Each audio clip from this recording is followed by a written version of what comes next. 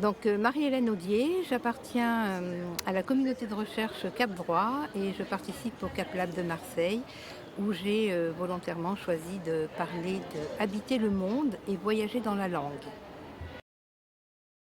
Alors cette table ronde, en fait, elle parlait de l'accessibilité et de comment on pouvait, en tous les cas, autoriser un certain nombre de droits à exister. Donc le droit à la scolarisation, ensuite le droit au travail, le droit d'exprimer sa citoyenneté. Donc ces trois autres interventions étaient intéressantes et moi j'ai pu rebondir sur justement ce travail que je mène en ce moment pour Cap Droit qui serait de parler des droits humains par cette ouverture on va dire, au droit culturel, cette entrée par le droit culturel des droits humains.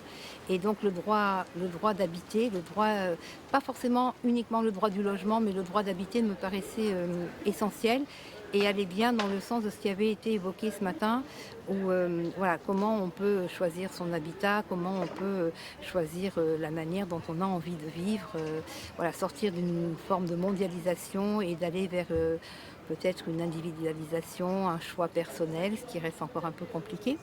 Et j'ai fait le lien avec la langue, avec le langage, voyager dans la langue, parce que la communication me paraît importante dans ce droit d'habiter.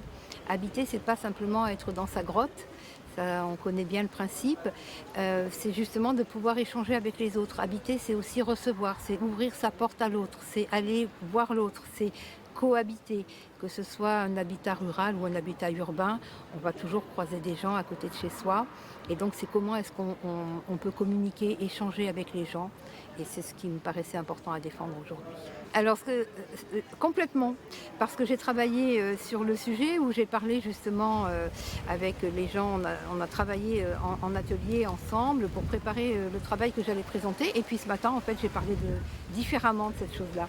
La Cap Lab, ça permet justement de voir des expériences différentes et moi, ça m'aura permis de pouvoir exprimer à ma manière peut-être les choses que les autres peuvent exprimer d'une autre façon.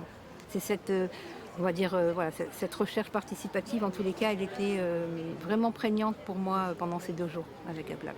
Alors, bah, euh, la question des droits humains ne se pose pas. Aujourd'hui, on peut plus s'interroger. Il y a des conventions, la France, enfin on est en France, donc on a ratifié la convention, donc on ne peut pas remettre en cause les droits humains. En quoi j'aurais fait un pas de côté, c'est que bon, je me suis approchée du sujet sans vraiment être performante dans le sujet. Mais par contre, si tu me demandes tout simplement ce que je ressens par rapport à ces droits humains, bah, c'est qu'on n'a pas le droit d'y échapper. On ne peut pas faire un pas de côté avec les droits humains. Et la C'est une question, manière poétique, c'est une métaphore.